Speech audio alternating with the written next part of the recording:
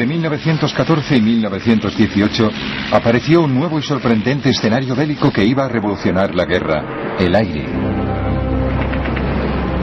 Hubo feroces combates aéreos. Cazas contra cazas. Igual que si lo estuviera viendo. Era como una nube de moscas en el cielo, moviéndose rápido, claro. Muy rápido y bajando en picada. Había accidentes tremendos y la lista de bajas indicaba que casi todos los pilotos morían. Di un beso a mi madre. Lo recogí todo y le dije: adiós, mamá. No creo que volvamos a vernos. Era la actitud que tenías que tomar. Sabías que ibas a morir. La guerra en el aire vio cómo los aviones se las arreglaban para despegar desde una plataforma situada encima de otro aeroplano. Y la invención de un concepto radicalmente nuevo: el portaaviones. Dio impulso a una carrera tecnológica. Los diseñadores de ambos bandos intentaban superarse unos a otros. Esa carrera trajo la nueva época de los aviones de combate y de los bombarderos. De una nueva raza de héroes, los ases del aire. Ahora podemos ver esa guerra aérea tal como la vieron los pilotos, en color.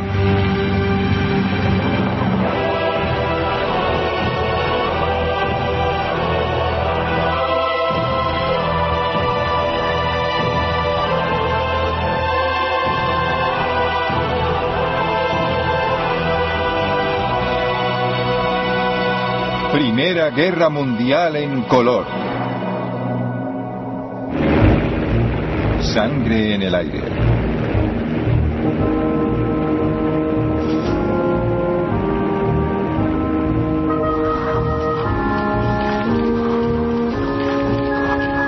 En el verano de 1914, mientras los ejércitos europeos marchaban hacia la guerra, los jóvenes de todo el continente se sentían atraídos por una forma de combate nueva y atrevida. En Gran Bretaña hacían cola para alistarse en lo que se llamaba el Real Cuerpo de Aviación. La edad mínima para ser un piloto en ciernes era de 17 años. El escenario principal para esos pioneros adolescentes iba a ser el frente occidental, Francia, en cuanto lograran pasar de la oficina de reclutamiento. Hasta ese momento no se nos había ocurrido que nadie más hubiera pensado en alistarse en el Real Cuerpo de Aviación. Era idea nuestra, una idea brillante y original, y a nadie más podía habérsele ocurrido. ¿Cuál fue nuestra decepción al ver la larga cola de chicos que esperaban delante de nosotros? Todas nuestras esperanzas, y eran muchas, se esfumaron. ¿Y todos esos también quieren entrar? Parece que sí. Luego el silencio y poco a poco la cola que se iba acortando, y todos mirábamos nerviosos a la cara de los que salían, intentando leer en sus ojos: ¿le habrán aceptado? ¿Me aceptarán a mí? La aviación solo tenía 11 años de existencia cuando empezó la Primera Guerra Mundial. Imagínate, para un chico de 18 o 19 años, al ver esas máquinas, eran los Ferrari de la época, eran los Harrier de la época.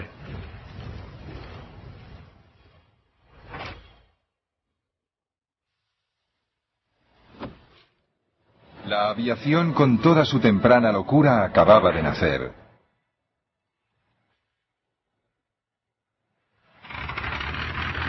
En 1903, los hermanos Wright realizaron el primer vuelo a motor con un Kitty Hawk en Carolina del Norte.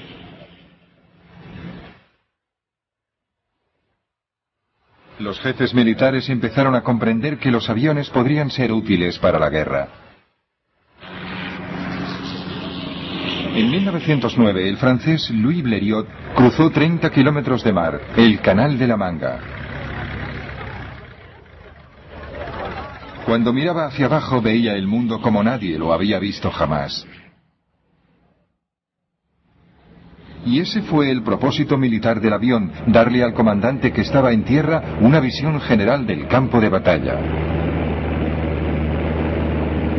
La idea de los reconocimientos aéreos apareció a mediados del siglo XIX con los globos de aire caliente. Y durante la mayor parte de la guerra se siguió usando a los globeros, como les llamaban los británicos, como vigías aéreos. Pero los globos aerostáticos eran un blanco fácil para los atacantes enemigos.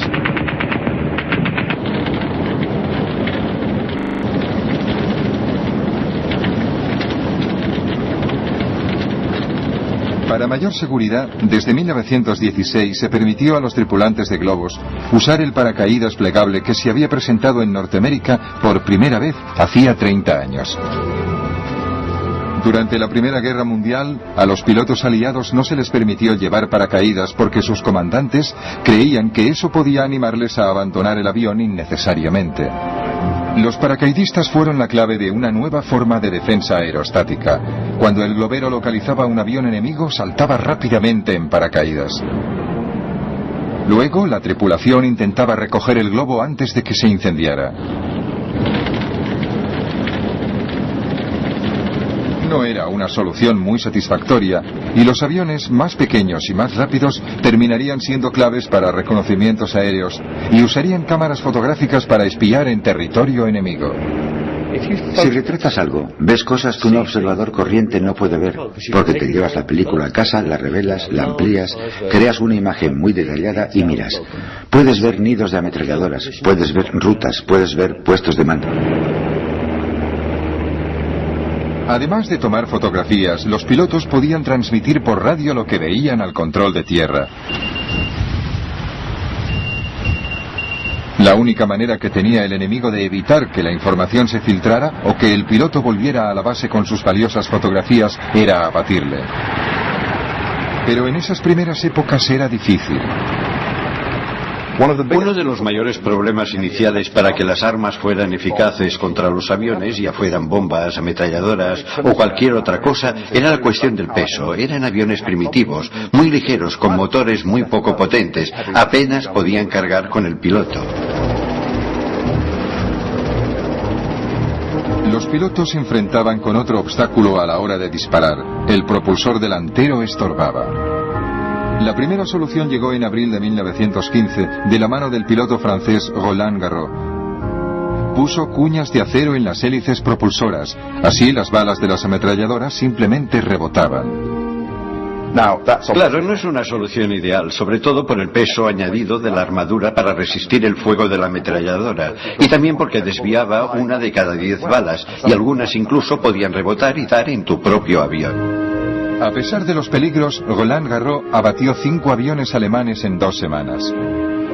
Sus pilotos no sabían de dónde venía el fuego, pero entonces Roland Garros se vio obligado a aterrizar en territorio alemán.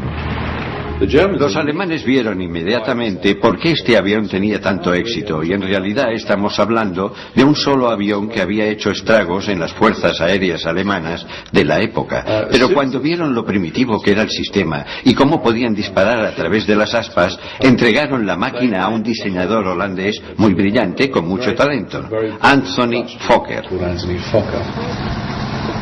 Fokker resolvió el problema y revolucionó el futuro de la guerra aérea, inventando un dispositivo que sincronizaba el fuego de la ametralladora con el movimiento del propulsor, de tal forma que las balas nunca daban en la hélice. Pronto, los pilotos alemanes perfeccionaban las tácticas que llevarían la masacre a los espacios aéreos. Vimos que era un avión alemán, y una vez colocado sobre nosotros, detrás del avión de en medio, se lanzó en picado como un halcón sobre una golondrina. Desde luego, di gracias de volver sano y salvo de esa misión. La aviación aliada estaba indefensa. En 1915 se produjo lo que se llamó el azote de los Fokker. La vida de un piloto aliado se contaba por días.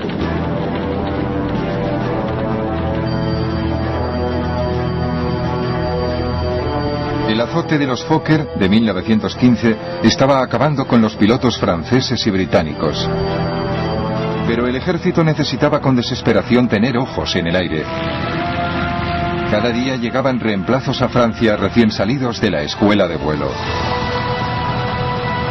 Cuando llegué a Francia a pilotar un avión de combate, no había volado jamás con el tipo de avión que tenía que cruzar las líneas al día siguiente.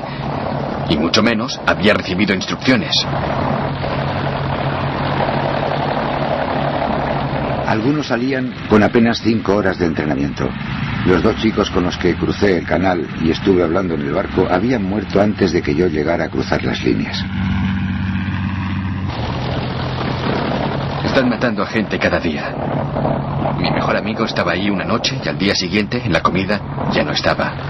Era algo constante. Nunca tenías a nadie a tu lado. Nadie que se alegrara contigo. Nadie que se preocupara de ti si te herían. Estabas solo. Luchabas solo y morías solo.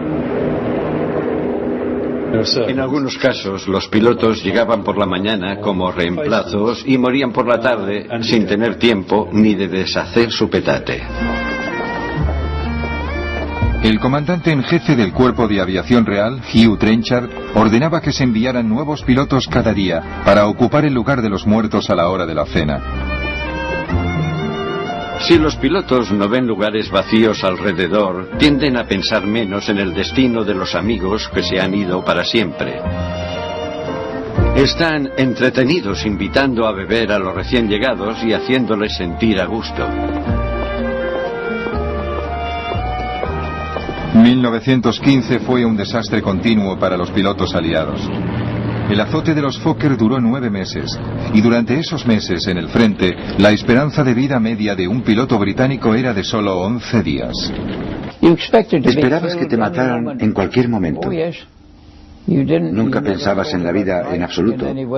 Solamente cumplías con tu deber. La moral estaba muy baja y se oían muchas protestas por lo inadecuado de nuestros propios aviones. Hugh Trenchard sabía que las bajas eran inevitables y que la guerra aérea, en lo que se refiere a los costes en vidas humanas, a las grandes pérdidas que había que sufrir antes de alcanzar la victoria, era igual que la guerra de trincheras. En el verano de 1916, los aliados habían recuperado el terreno en la carrera tecnológica. Sus aviones también contaban con ametralladoras delanteras y aparecieron nuevos modelos más rápidos, más ligeros y más ágiles. El Real Cuerpo de Aviación había doblado sus fuerzas de 12 a 27 escuadrones. El azote de los Fokker llegó a su fin. Para los aliados fue un alivio inmenso, porque entonces el cuerpo aéreo era más necesario que nunca.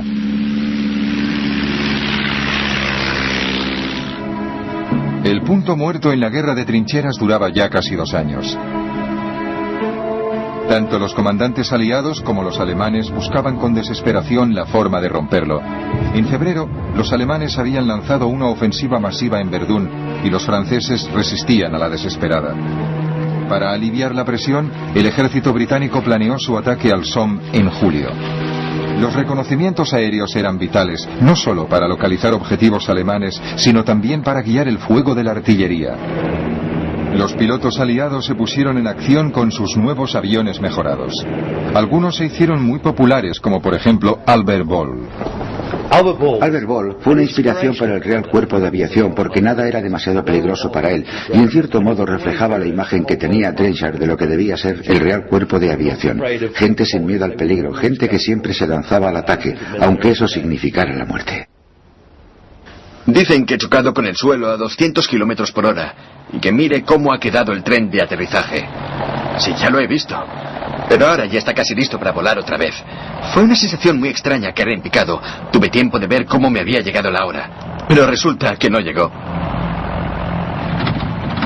Ball no representaba el futuro del Cuerpo de Aviación Real. No podía hacerlo. Confiaba en la suerte para seguir vivo. Volvía con el avión lleno de agujeros de bala. Albert Ball murió a los 21 años. Había abatido 44 aviones alemanes. Los franceses fueron los más rápidos en sacar partido de sus ases del aire. Concentrándose en las vidas de los héroes del aire, distraían al público de las masacres en las trincheras. Los pilotos de éxito eran perseguidos por la prensa y exhibidos entre la alta sociedad.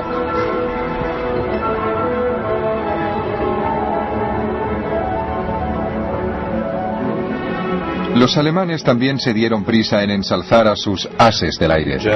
En los servicios alemanes esa publicidad se usaba para levantar la moral, pero no solamente la de los pilotos, sino también para crear héroes entre la población, y por eso se publicaba como los pilotos competían unos con otros y se concedían medallas por abatir un cierto número de aviones.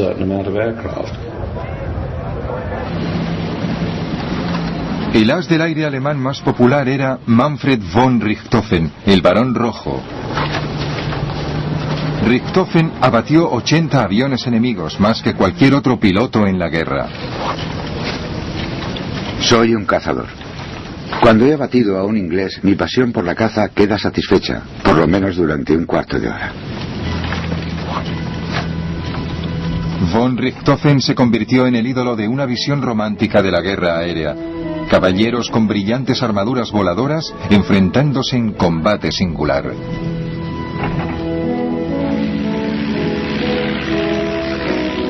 Estar solo. Tener tu vida en tus manos. Usar tu habilidad en combate singular con el enemigo. Era como las justas de la Edad Media. La única esfera de la guerra moderna donde uno aún veía a su adversario y se enfrentaba a él en mortal combate. La única esfera donde aún existían la caballerosidad y el honor. Si vencías, era por tu valentía y habilidad. Si eras derrotado, era porque habías encontrado a alguien mejor.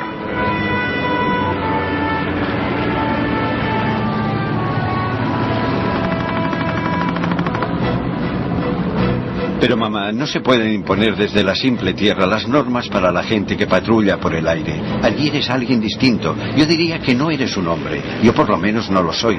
Eres la encarnación del diablo, lleno de la emoción de jugar al mejor juego que haya creado Dios jamás, loco tras los alemanes, olvidando todo lo demás. En lo único que piensas es en demostrarle al cabeza cuadrada que hay un solo hombre digno de estar en el aire, y no dos. En una zona de combate, cuando las balas silban a tu alrededor y estás envuelto en humo negro, te conviertes en otra persona. No eres humano, por decirlo de alguna manera. En cierto modo, dejas de ser humano. Eres una máquina de guerra y cumples con tu misión. En abril de 1917, los alemanes volvían a adelantarse en la disputada carrera armamentística. Su ventaja era en parte táctica. Empezaron a actuar en escuadrones de 14 aviones llamados Yastas y enviaban 3 o 4 Yastas hacia el frente de una vez.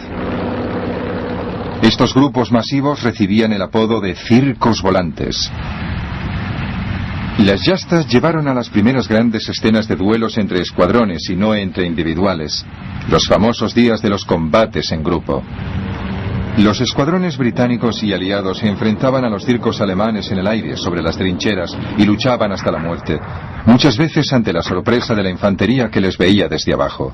Igual que si lo estuviera viendo, eran como una nube de moscas en el cielo, moviéndose rápido, claro, muy rápido, y bajando en picado y rodeándose unos a otros, y oíamos los disparos, claro, pero estaban muy altos. Yo vi algunas batallas maravillosas, batallas aéreas entre 2 aviones de combate, y nunca... Pero el problema es que nunca sabíamos quién ganaba. Apostábamos entre nosotros y yo me preguntaba, ¿quién volverá? ¿Quién va a ganar hoy? ¿Serán los alemanes o será uno de nosotros? La superioridad de los aviones alemanes y las tácticas Yasta costaron caras a los aliados. En 1917, durante el llamado Abril de Sangre, perdieron 150 aviones y 316 aviadores. Unos meses más tarde llegaron los primeros pilotos norteamericanos, pero la superioridad alemana se mantenía. Sin embargo, los aviadores aliados tenían que seguir volando sobre las líneas enemigas para dar información a sus ejércitos que preparaban desde tierra sus ofensivas de verano. Los comandantes y hasta los pilotos sabían que no tenían el mejor equipo ni las mejores herramientas para el trabajo y sin embargo les exigían que contribuyeran a una gran ofensiva. Sabían que los alemanes tenían mejores equipos y hasta cierto punto mejores tácticas y era algo trágicamente inevitable. Tenían que seguir volando. En esos momentos no podían hacer nada. Esta mañana nos hemos enfrentado con una nueva gama de Fokkers y desde luego son muy buenos. El piloto se ha quedado quieto y me ha bañado de plomo como con una manguera. Lo único que podría hacer yo es fijarme en su localizador y darle al timón de lado para desviarle la puntería.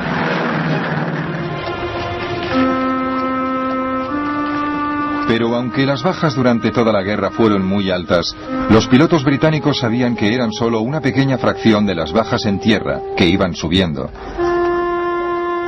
Y la vida de los pilotos, aunque muchas veces fuera corta, era muy cómoda comparada con la de los PDI, pobres desgraciados de infantería de las trincheras.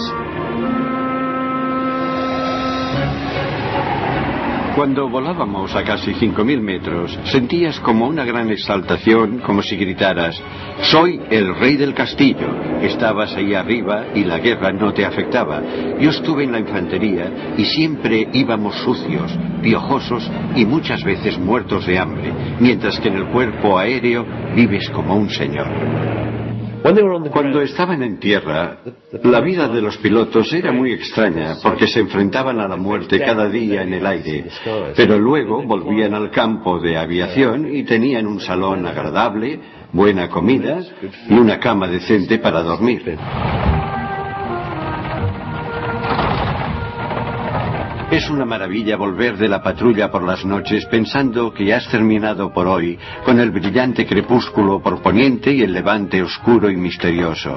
Y aquí estoy completamente solo, disfrutando del estupendo sol de mayo y con una brisa fresca. Se está tan a gusto. Oigo el ruido de las ametralladoras, pero aparte de eso, la guerra parece muy lejos, gracias a Dios.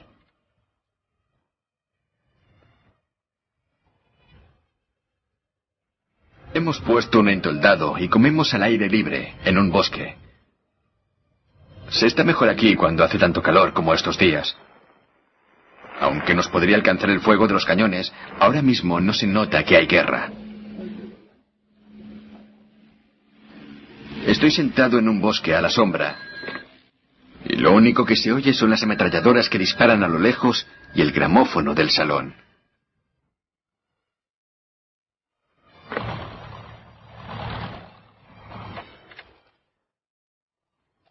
Vivimos bien. Hemos ido a Boulogne y nos hemos tomado un helado. Somos el único cuerpo en el frente que toma helado para cenar cada noche. En plena vida, estamos cerca de la muerte. Y tan cerca de la muerte también conseguimos pasarlo en grande. Cócteles del Bronx, brochetas de higadillos de pollo, champán, helado de fresa y coñac Napoleón.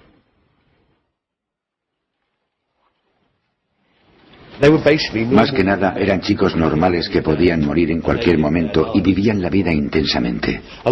Muchos de ellos sufrían de los nervios a medida que pasaba el tiempo y veían que se acercaba la muerte. Este verano ha hecho un calor tremendo y teníamos que volar muchas horas. Todo eso afectaba a los nervios de los que tenían que volar. Recuerdo que mi compañero de cuarto pensaba lo mismo, y los dos nos quedábamos despiertos a oscuras pensando en la patrulla del amanecer al día siguiente. Al final no pudimos soportarlo más y nos confesamos uno al otro nuestro miedo y malos presentimientos. Encendimos las velas y luego nos sentimos un poco mejor, y de alguna forma conseguimos pasar la noche igual que tendríamos que pasar el día siguiente. Un piloto vivía atormentado por una pesadilla, una cara. La cara parecía vaga y distante, y poco a poco se acercaba hasta que la nariz de la cara y la de él estaban casi juntas y se miraban. Nada más, solo se miraban. Entonces se despertaba y ya no podía dormir. ¿Quién era? ¿Alguien a quien había matado? ¿O era el hombre que le esperaba bajo el sol?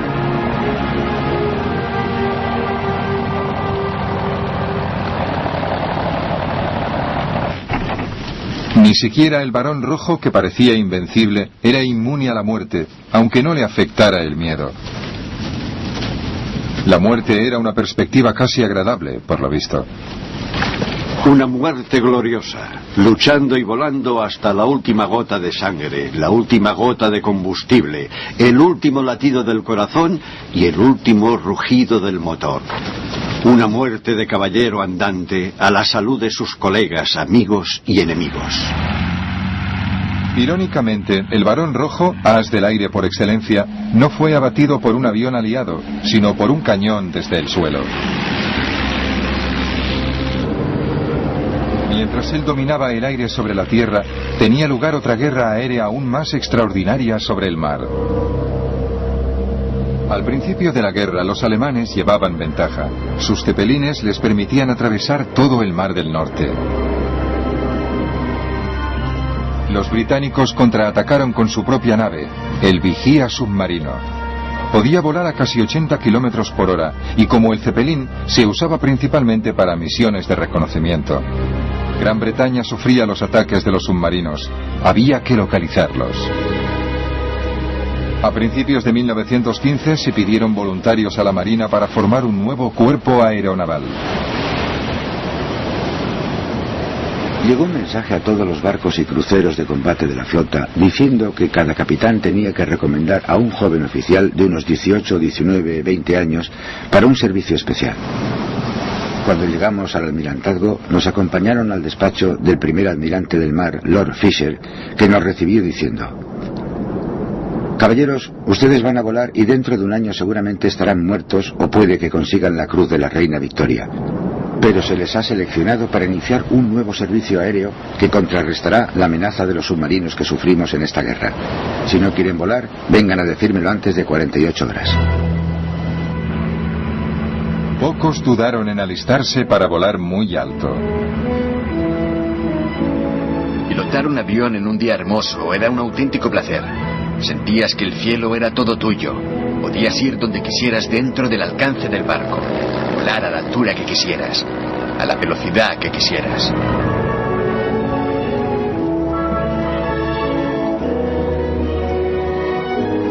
Los aviones británicos se hicieron cada vez más sofisticados. Además de localizar objetivos alemanes, también salían a bombardearlos, pero con una tecnología muy primitiva. Podíamos volar muchas horas, pero nuestra capacidad de llevar bombas era más bien reducida. Llevábamos bombas pequeñas que iban más o menos sueltas rodando por el suelo. Al fin las colgábamos de lado con trozos de cuerda y llevábamos navajas para cortar las cuerdas y soltar la bomba.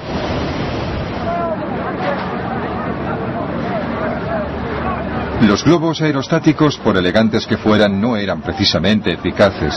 Lo que necesitaba la Marina eran aviones bien armados y más rápidos que pudieran actuar en el mar. El motivo principal seguía siendo la necesidad de acabar con los submarinos alemanes. En 1915 Alemania había declarado la guerra submarina sin restricciones y atacaba sin previo aviso a cualquier barco mercante que se dirigiera hacia Gran Bretaña. Ya habían hundido cientos de barcos. Una grave amenaza para Gran Bretaña que dependía del comercio para sobrevivir. Aunque los submarinos atacaban desde debajo del agua, tenía que pasar la mayor parte del tiempo en la superficie. La mejor manera de localizarlos era con aviones, que también podían servir para hundirlos. Pero para conseguir que esos aviones primitivos y de poco alcance cubrieran grandes extensiones de océano, había que superar una serie de grandes retos tecnológicos. La mayor contribución del servicio aéreo de la Armada Real fue ser pionera en el uso de aviones en el mar. Al principio de la guerra, los aviones eran hidroaviones. Esos aviones llevaban flotadores de madera atados a las ruedas para poder despegar y aterrizar sobre el agua. Pero levantar esos hidroaviones en el aire era un trabajo muy pesado. Para colocar el hidroavión en la superficie del mar, había que detener el barco y usar una grúa para depositarlo en el agua. Era un sistema complicado, una pérdida de tiempo y de energías. Para despegar de la superficie del mar se gastaba mucho combustible. Los flotadores eran pesados y reducían mucho la velocidad del avión. Y luego, para volver a subir el avión a bordo, había que repetirlo todo a la inversa. Aterrizar con el avión en el mar, detener el barco y levantar el avión hasta cubierta. Era una imagen sorprendente.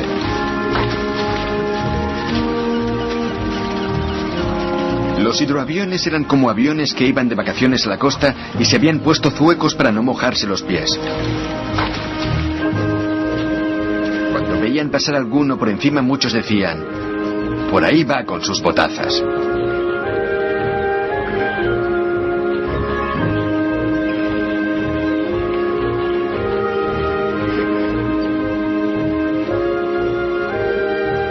Todas las naciones en guerra se desesperaban buscando la forma de trasladar los aviones.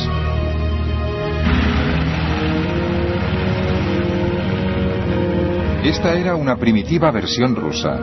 La solución rusa era remolcar los aviones en el mar. Estaba muy bien cuando el mar estaba en calma, pero en caso de tormenta no servía. En cuanto a los alemanes, su flota casi nunca salía a mar abierto, así que los aviones de la Armada se lanzaban desde pasarelas.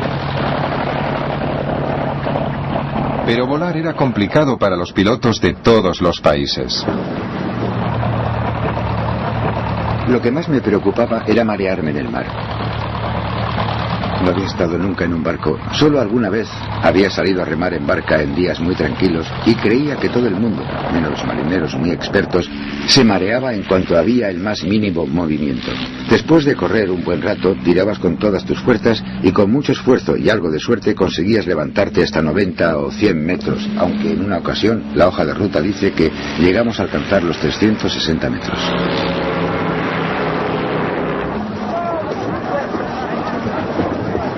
El primer avión marino británico producido en grandes series fue el Short.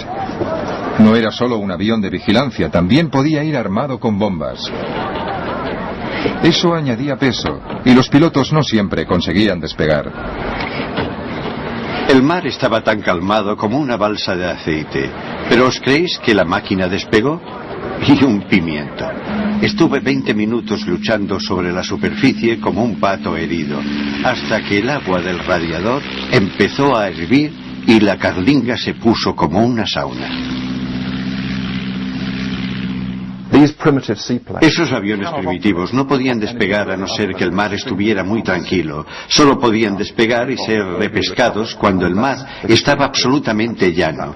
Y claro, eso en el Mar del Norte pasa muy pocas veces. Otra respuesta a la amenaza de los submarinos fue construir aviones con un alcance mucho más largo, que podían despegar desde un puerto tranquilo, y así nació el barco volador.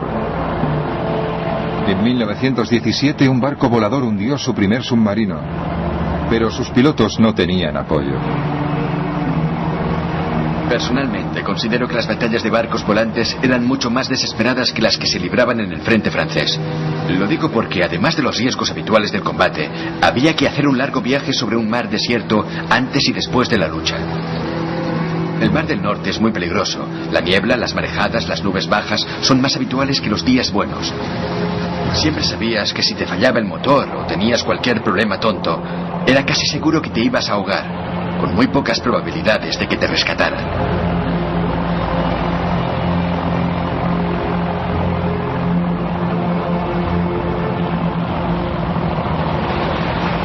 La mejor solución era construir aviones capaces de despegar y aterrizar en un barco. Entonces se iniciaron unos experimentos extraordinarios con los Sopwith Pup.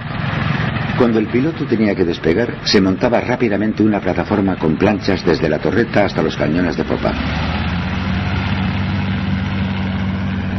Con los cañones inclinados de cierta manera, la pendiente de la plataforma era suave y descendente.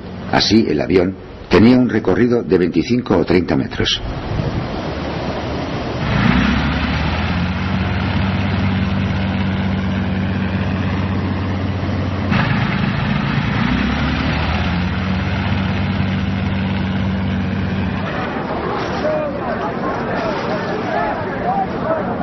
Era muy arriesgado. Si el piloto no lograba la velocidad suficiente para despegar, se estrellaba contra el agua. Pero aunque hubiera calculado bien, pasaría a menos de 1 metro de las olas. Era una operación más que arriesgada, y me encantaba ver a esos pilotos. Les admiraba por su valor y por su habilidad.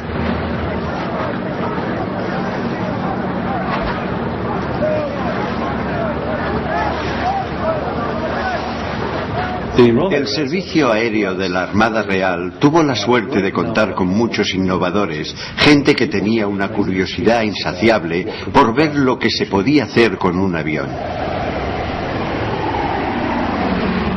Y esos experimentos llevaron al Servicio Aéreo de la Armada Real a volar en un reino completamente distinto. El resultado inevitable de esos experimentos fue el desarrollo del portaaviones. En agosto de 1917, un Sopwith Pup consiguió aterrizar con éxito en la cubierta del HMS Furious, un crucero que había sido reformado para convertirse en el primer portaaviones británico. Lo primero que tuvimos que hacer es aprender a despegar del puente frontal y aterrizar de nuevo. Recuerdo que el capitán decía, es lo mismo que si os pusierais una pistola en la cabeza. Tenéis que sincronizar la velocidad del barco con la velocidad del avión, y es muy difícil.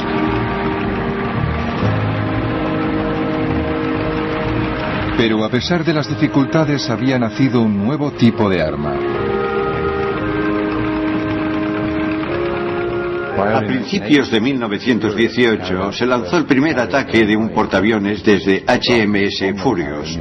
Sus aviones, que despegaron sobre la cubierta, bombardearon y destruyeron los zeppelines alemanes en Torvin. Se trató de un hecho pionero en la historia del arma naval. El portaaviones alcanzó la mayoría de edad en esa batalla. Y al mismo tiempo en tierra se había conseguido otro avance tecnológico, el nacimiento del bombardero.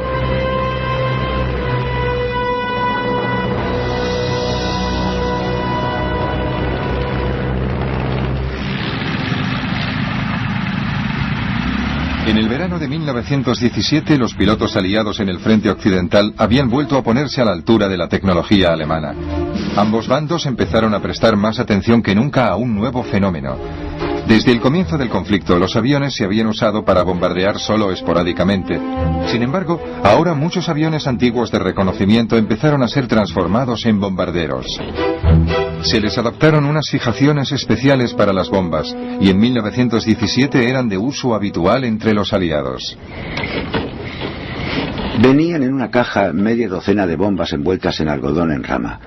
No teníamos instrucciones, así que cogíamos las bombas, las desenroscábamos y cuando queríamos un detonador yo decía, Charlie, pásame un detonador.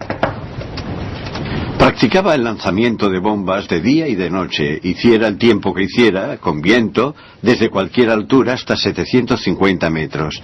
En el centro del aeródromo había un círculo grande pintado con tiza, y el ejercicio se daba por bueno si la bomba caía dentro del círculo. Las bombas se usaban para estorbar los movimientos de las tropas enemigas. Siempre intentaban atacar puentes, vías de ferrocarril, estaciones, empalmes de vías de tren, cualquier cosa que impidiera moverse al enemigo.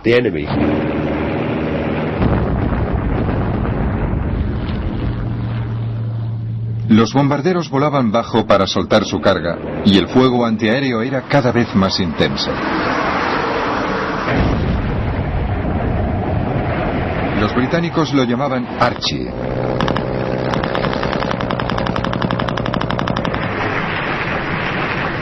Pero intentar abatir un avión desde el suelo es difícil. Venían tan rápido que cuando habías cargado el arma, ya se habían ido. Solo podías tocarles si sabías por dónde venían, si te encarabas a esperarlos. Entonces, cuando aparecían, a lo mejor, tenías una oportunidad de dispararles, de pegarles un tiro. ¿Es que se movían tan rápidamente? Cada vez había más y más artillería antiaérea, pero no abatían muchos aviones. Era más bien un intento disuasorio, y es un buen indicador de la valentía de un piloto, porque se reían de Archie. Bueno, primero tenían miedo, luego se reían y luego, cuando les fallaba el valor, empezaban a obsesionarse y a preocuparse de que ese día la nube de humo junto al avión les diera de lleno. No sé cuánto van a resistir mis nervios este bombardeo casi diario de Archie. Me he dado cuenta de que algunos están perdiendo los nervios poco a poco. Hoy Archibald nos ha dado un buen rapapolvo y algunas balas han pasado demasiado cerca y oía los trozos de metralla que pasaban silbando y tienen que pasar muy cerca para que puedas oír el silbido de la metralla por encima del motor del avión. La carrera de armas aéreas de la Primera Guerra Mundial dio un giro nuevo y devastador a la industria del armamento. Por primera vez, los civiles se convirtieron en objetivos. Los alemanes llevaron a cabo el primer bombardeo a civiles en enero de 1915 en la costa de Norfolk. Su bombardero era un Zeppelin. En mayo de 1915 los cepelines bombardearon Londres. 7 civiles resultaron muertos. Dijimos, mira eso. Era una cosa larga y negra con forma de puro que se acercaba muy despacio. Abracé a mi madre y la verdad, no sé lo que sentimos. La gente empezó a prepararse para los ataques de los cepelines. Contaban que un comerciante en vinos alquilaba una de sus bodegas y mucha gente que conocíamos acondicionaba el sótano y dormían allí con los abrigos y las bolsas con las cosas de valor al lado. Al principio, los ataques de los cepelines contra Gran Bretaña tuvieron un gran efecto psicológico porque desde la época medieval siempre se ha visto Gran Bretaña como una isla fortaleza segura. Nadie podía tocarnos mientras conserváramos el dominio de los mares. En comparación con los bombardeos posteriores de la Segunda Guerra Mundial, no mataron a tanta gente. Fue la novedad de sentirse repentinamente amenazados desde el aire lo que provocó más pánico del que se podía esperar, dadas las estadísticas. Los cepelines eran lentos y vulnerables, y los alemanes desarrollaron un nuevo bombardero de largo alcance, el Gotha. En el verano de 1917, escuadrones de Gothas salieron de Ostende, en Bélgica, para atacar Inglaterra. Pude distinguir muchos aviones enormes en formación volando hacia el este. Me lancé en picado sobre el último y le solté todo un cargador a poca distancia. Tuve la satisfacción de ver cómo las balas le daban en todo el fuselaje y las alas, pero aparte de hacerle bajar un poco el morro, no tuvieron el efecto que deseaba. Me llevé una gran decepción. Qué insolentes eran los malditos cabezas cuadradas, paseándose por el cielo de Inglaterra como si fueran los dueños. Me volvía ciego de rabia pensando que los germanos irían a bombardear Londres y que encima se irían tan tranquilos, o casi.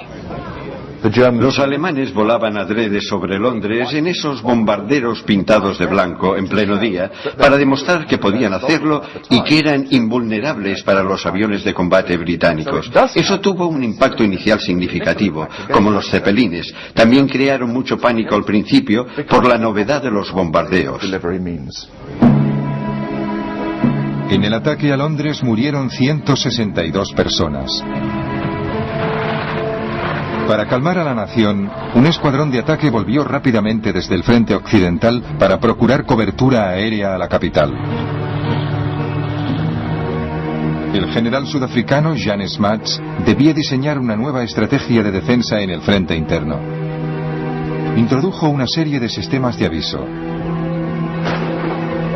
Cohetes explosivos llamados petardos, silbatos de la policía y carteles, y también nuevas armas antiaéreas.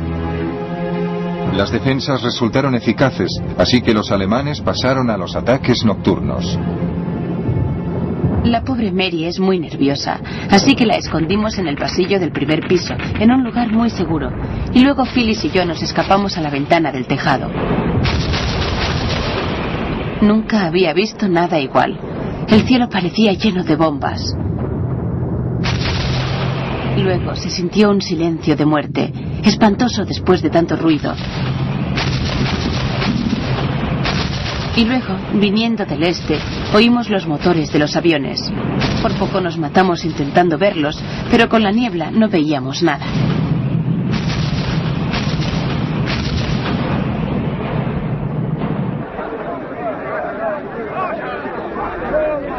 Incluso por las noches, las defensas antiaéreas británicas resultaron tan eficaces que los alemanes terminaron abandonando los ataques con bombarderos.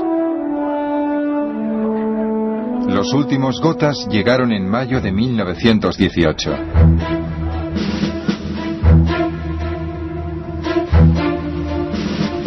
Los británicos también habían desarrollado sus propios bombarderos como el Handley Page, que tenía autonomía para atacar objetivos en Alemania.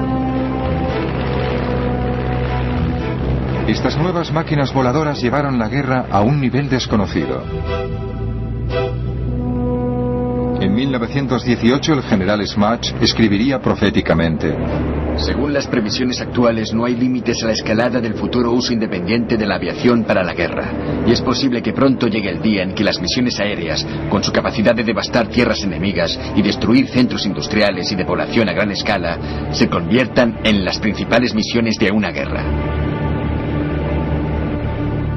Lo más distintivo de las misiones aéreas de la Primera Guerra Mundial es lo rápido que evolucionan. Empezamos con técnicas muy primitivas, globos de observación y pequeños aviones. Al final de la guerra ya había bombarderos estratégicos, escuadrones de aviones de combate, portaaviones y toda la gama de fuerzas aéreas que se desarrollaría durante el resto del siglo. A pesar de todos los cambios tecnológicos y estratégicos que había detrás, la lucha en el aire se reducía a individuos en sus aviones, enfrentándose en un combate singular de nuestros tiempos.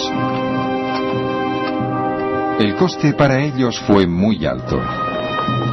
Es posible que murieran miles de pilotos, y no millones, como en las trincheras, pero sus posibilidades de sobrevivir también eran muy pocas. La muerte de un as del aire, un norteamericano llamado Raoul Loveberry, resumía cómo se veían a sí mismos. Su canción reflejaba lo que el piloto sabía, que su vida era emocionante, pero corta. Bajo las vigas que resuenan, las paredes están desnudas. Se oyen los ecos de unas risas. Los muertos están ahí. Sostened firmes la copa. El mundo es una mentira. A la salud de los muertos y viva el próximo que muera.